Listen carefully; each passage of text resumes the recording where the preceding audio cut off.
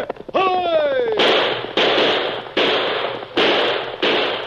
The fiery horse with the speed of light, the cloud of dust, and a hearty hi-yo, Silver, the Lone Ranger.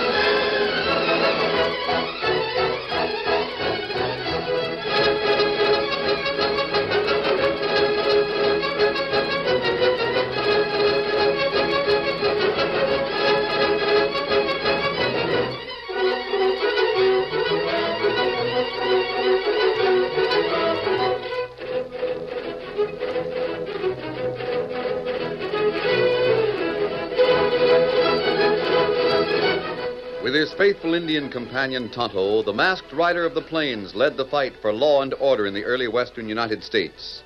The stories of his strength and courage, his daring and resourcefulness have come down to us through the generations.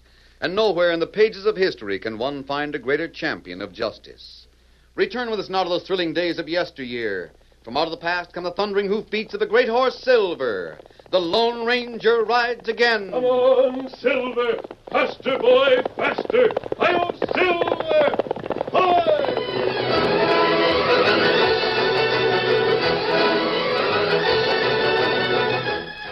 The Lone Ranger found his only living relative in the high border country just south of the Canadian border.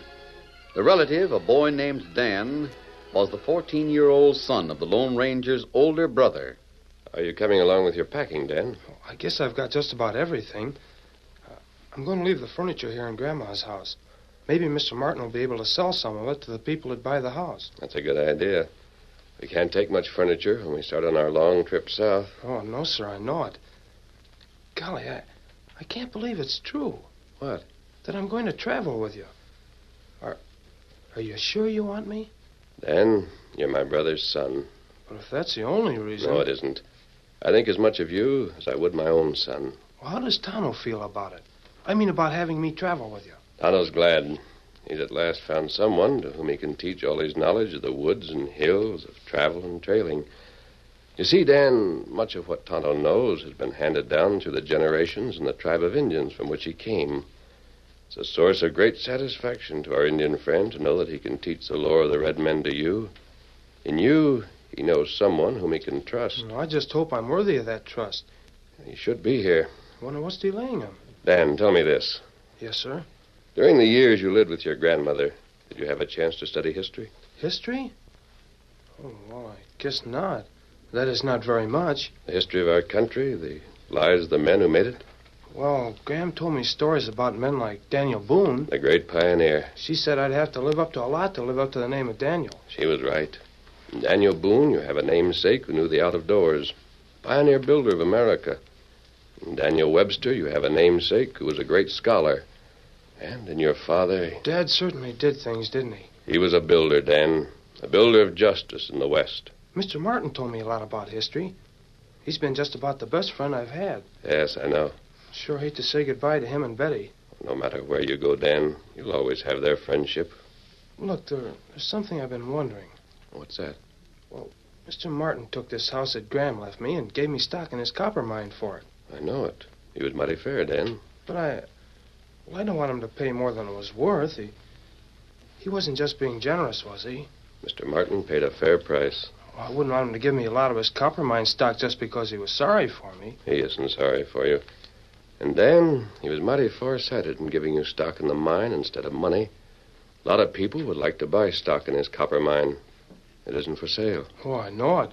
I don't need the money anyway. Whatever the stock earns will be put in the bank here and kept for me. I just hope he doesn't lose anything when he sells the house and property. I guess Mr. Martin is a good enough businessman to take care of himself. And someone's riding this way. Oh, I hear them. Recognize the hoofbeats? Wait. Yeah, that's Tonto's horse, Scout. Right. Good for you. Tonto. You come fast. What's the matter? There plenty trouble. Me come get you. Where's the trouble? Martin house. Mr. Martin? Oh, him not there. Girl there and in trouble. Plenty trouble. Betty's in trouble? Stay here, Dan. I'll send for you if you're needed. Steady. Come on, Silver.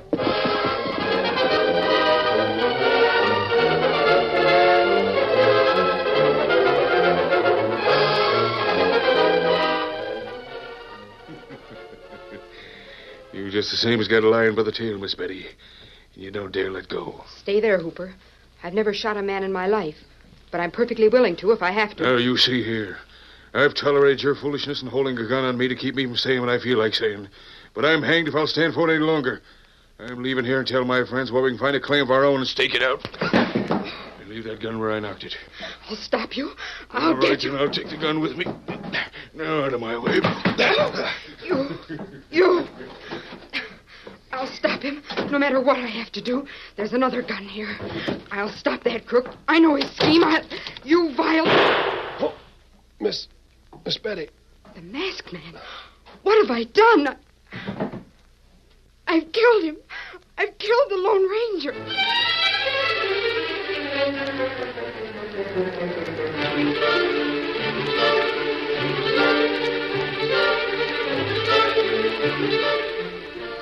Now, please don't try to walk right away. Stay where you are and rest. I'll fix you some broth. The wound isn't nearly as bad as you make it out to be, Betty. Oh, it's bad enough. I'm so ashamed of myself. Father had been here, but he went away and told me he was going to try to investigate something he'd heard. A plot against him. Plot against him? Yes. He didn't know what there was to it. He went to see the man who wrote to warn him, to learn more about it. I was here alone when this man who called himself Hooper came in. Well, I never in all my life heard such a brazen demand. He wanted me to sign over my copper mine stock to him. He went on to explain that he knew where gold claims could be staked, and that if I didn't make a deal with him right away, he'd tell the men, take them all off the job here.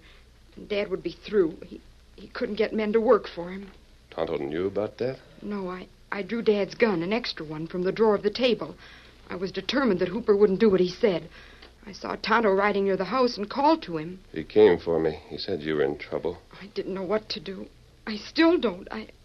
Oh, forgive me, but I had to have someone to tell me what to do.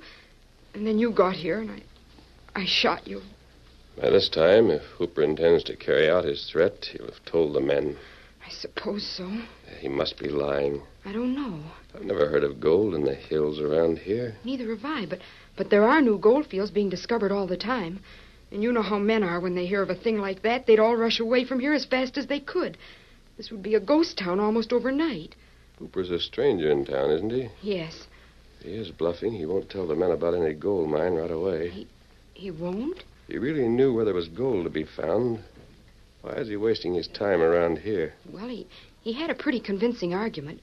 He said that it didn't matter whether Dad and I believed him. He could make the men believe him and follow him. I see. And he can do it, too.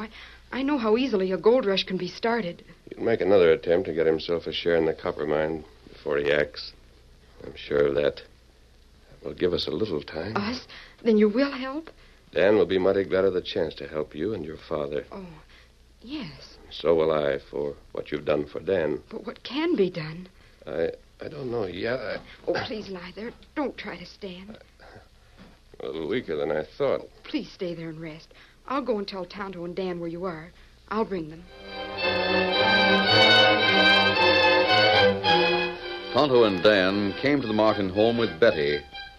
The Indian gave Dan an object lesson in the treatment of wounds, then taught the boy to prepare a health and strength-giving broth that quickly restored the masked man's vigor. In the meantime, Hooper met one of Martin's employees, a man named Riggs. Now, sit down, Riggs. You needn't be in a hurry. No one knows you're here in my room. If Martin found out, I'd be through. I want to tell you the way things stand. I saw how the girl acted, and she was real concerned about my threat. Her father will be the same way. Martin ain't a man to be bulldozed. But he's no fool. You'll see that it'll cost him less to make over some mining stock to me than to have the mine shut down because the workers all leave. Maybe. It's too bad the girl didn't kill that masked man. Then we could have threatened Martin with exposing her as a killer. Hooper, I think you're wrong there. The Martens are great ones for being legal. The chances are she'd have gone to the sheriff and give herself up. Well, anyway, there's plans to be made. Now, just in case Martin don't come through, we'll tell a few of the boys, the ones you pick out, let them pull stakes and leave town.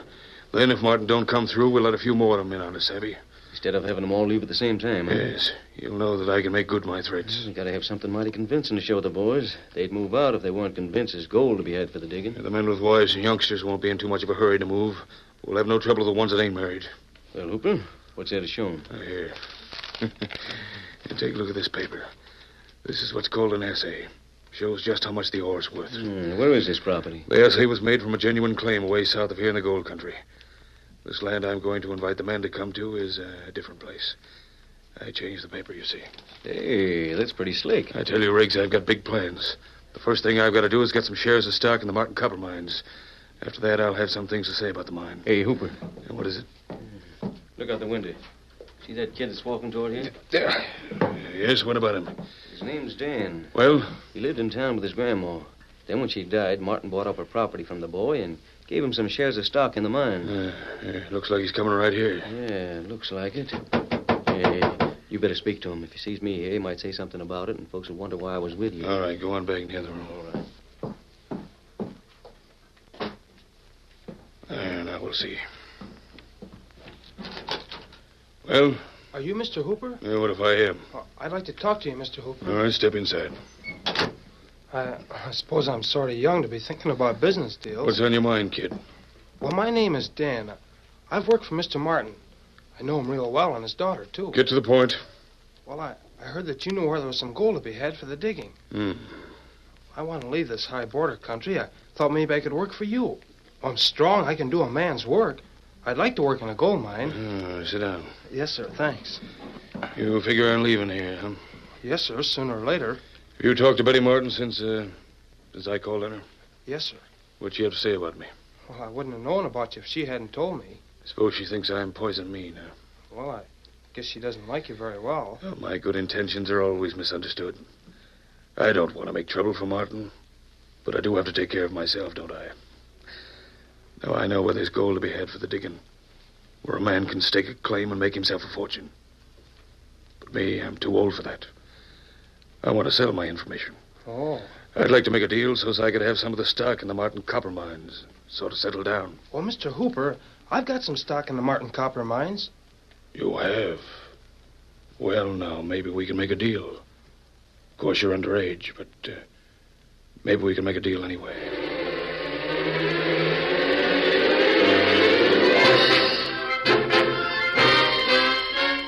Now, you sign right there, and you, Martin, will have to sign here. All right, Mr. Hooper.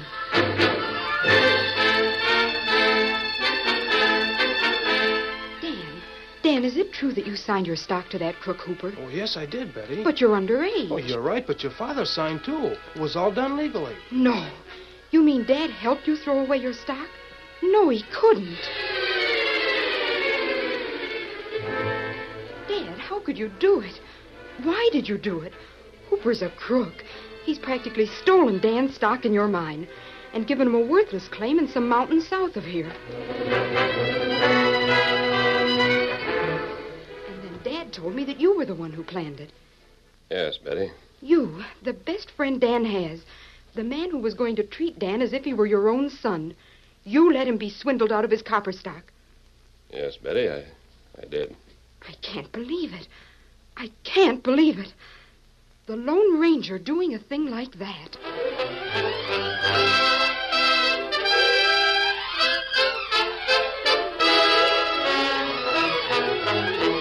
The curtain falls on the first act of our Lone Ranger story. Before the next exciting scenes, please permit us to pause for just a few moments.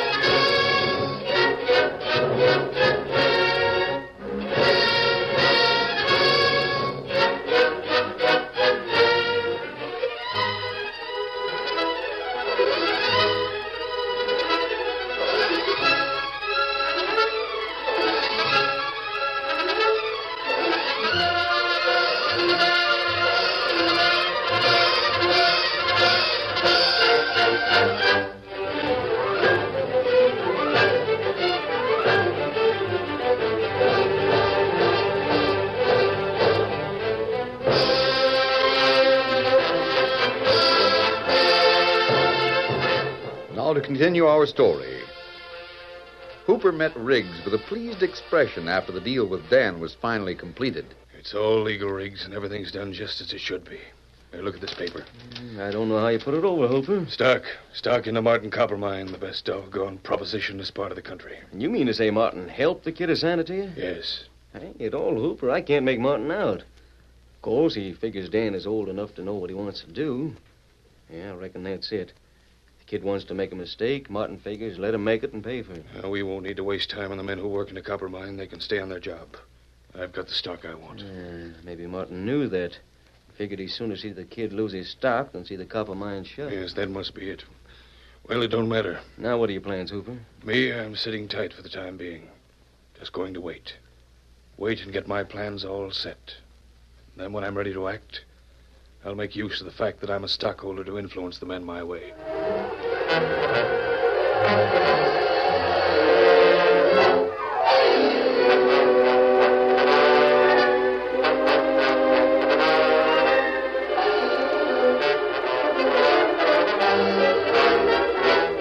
For several days after the Lone Ranger, Tonto, and Dan rode out of the community, there was little more said about Hooper and his plans.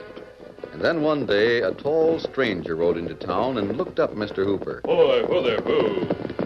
Hooper. You calling me? Yes, he's it. I want a few words with you. Well, what's on your mind? Is there someplace we can talk? What's the matter with right here in front of the cafe? Maybe you'd sooner not be seen with the people in town talking to me. Why not? Who are you? Name wouldn't mean anything to you. I want to talk about some property you have. Go on. I've ridden 2 days to get here. I came from the hills to the south. Yeah? I think you know those hills. What if I do? Don't you have some property staked out there? I might have. Why? Want to sell? Sell? Why should I sell? I just thought you might want to. Stranger, I want to talk to you. Oh, well, this... You'll have to pardon me, but this man Hooper is a crook. He's a double-crossing, two-faced crook. Now, you see here. I don't know who you are, but if you're dealing with him, look out. I'm on my guard, miss. Now, Miss Betty. You swindled Dad out of his stock, and then you promised my dad you'd stay away from the copper mine. But you aren't staying away. I am too staying away. Then why are the men leaving there? Leaving? Yes, 10 have already quit and left town. Why don't you ask your father about that? What? Hooper, I'll see you some other time. Said a big black. Come on, boy. Hang it all. Who was that man? I don't know. But I don't know anything about the men leaving the copper mine. I've got to find out about that. His voice. And the way he leaped to the saddle. The Lone Ranger.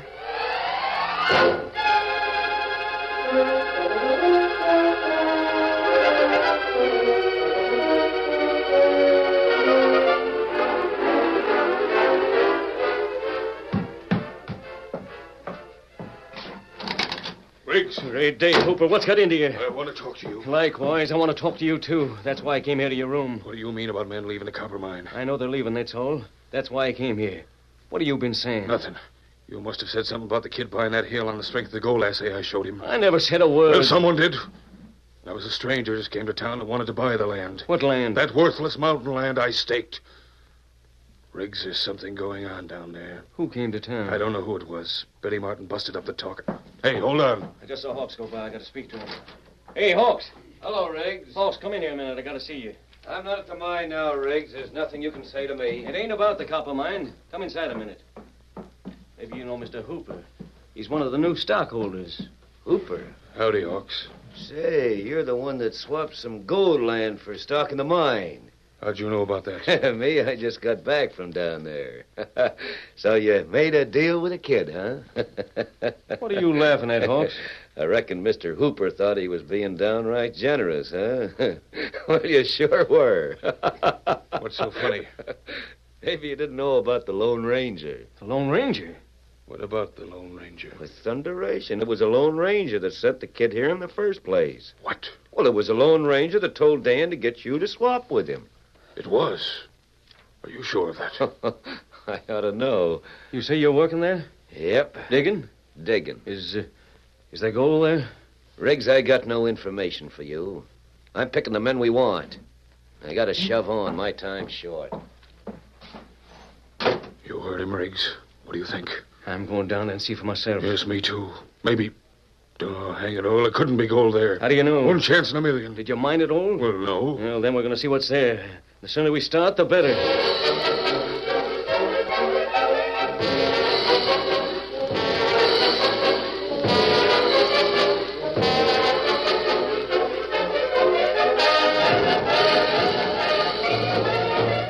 Riggs and Hooper left the same day, and in the shortest possible time arrived in the mountains where Dan and a number of former employees of the Martin copper mine were working. Working the place. Working it like all get out. Hooper, those men won't work for nothing. I know 'em. They're the cream of Martin's hired help. Yes, so I see. Look at the way they're working. There's the one called Hawks. Oh, yeah. Wonder where the kid is at. Well, he's likely over there in that shack. It's sort of an office. Yeah, we can go and see if he's What there. are you doing here? Masked man. You're on land that isn't yours, aren't you, Hooper? Now, wait a minute. Riggs, what do you want? Now, here? listen a minute. You told the kid named Dan to make a deal with Hooper, didn't you? Yes. Why? That, Hooper, is none of your business. You knew this land was worth more than I was asking for, didn't you? You fixed the price when you offered to trade it for Dan's stock in the Martin copper mine. Well, yes. Martin's in there now with Dan. You might buy it from Dan. Buy this land? Why not? But he can't sell it. He can't. I know my rights. I know what was in the agreement. I've got a copy of that agreement. Come on, Riggs. I'll see about this. I'm with you.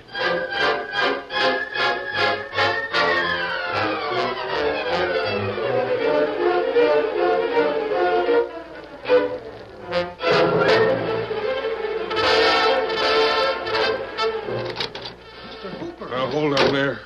Riggs, Mr. Martin, why aren't you back home on the job?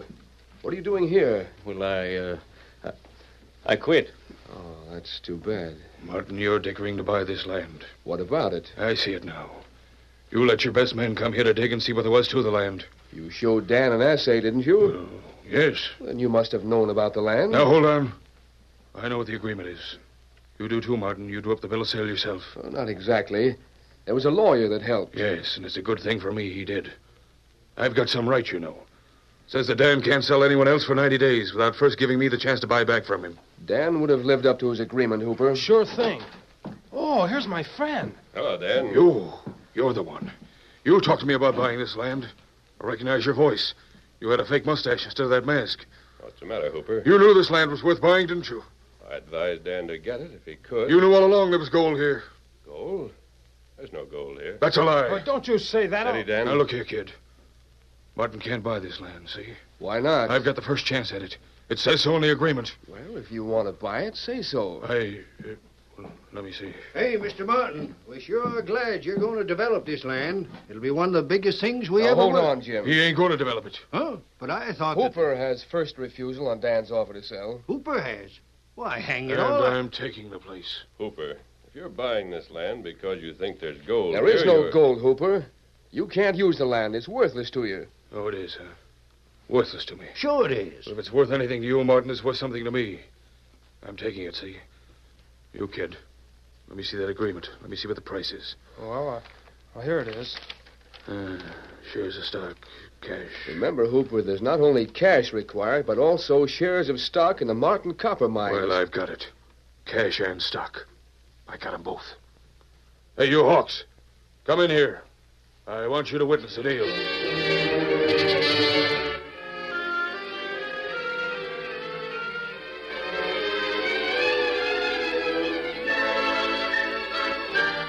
Now, you sign here, Hawks. Yes, Mr. Hooper, I'll sign.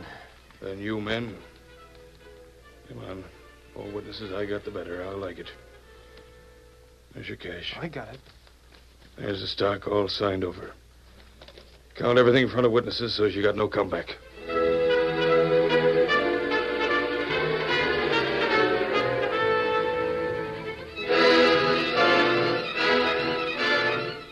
Martin, you guarantee that everything is legal and according to the book? You've got the land back, Hooper. It's all yours. Good. The title is as clear as it was before you sold the mountain to Dan Reed. That's all I want to know.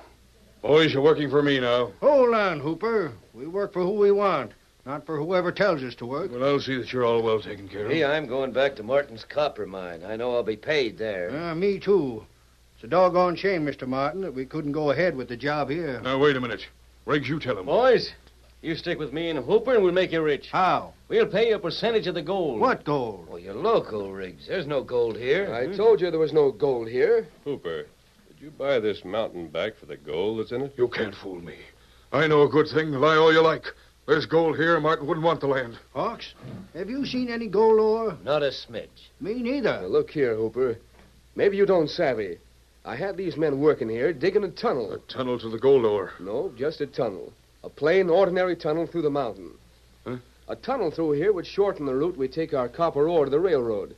I told Dan I'd have men try their digging, and if the tunnel could be built, I'd buy the land from him. A tunnel. Well, the tunnel could be built, but it'd take a lot of cash to do it. The only way a man could do it and profit would be to use it, as I plan to do. Hooper, you doggone fool. You blundered right into this. You were told there was no gold here. You're through, Hooper, and so's Riggs. It was the Lone Ranger who thought the tunnel might be a good idea, and so it was. Well, it would have shortened your road a lot, Mr. So Martin. that's it. The whole thing was schemed to do me out of my land. You've got your land back. I was a fool, a doggone fool to listen to you. Well, Martin, we better get back to the copper mine and make up for lost time. That masked man, he schemed it all. I'll get him someday. Come on, Hooper, he's leaving. Let's have a showdown with him. He busted us. Yes, we'll have a showdown. Some other time. I'm beat right now. I've had enough of him. I just wish I knew one thing. Did he really think it'd be a good idea to build a tunnel? Or did he do this to pin my ears back?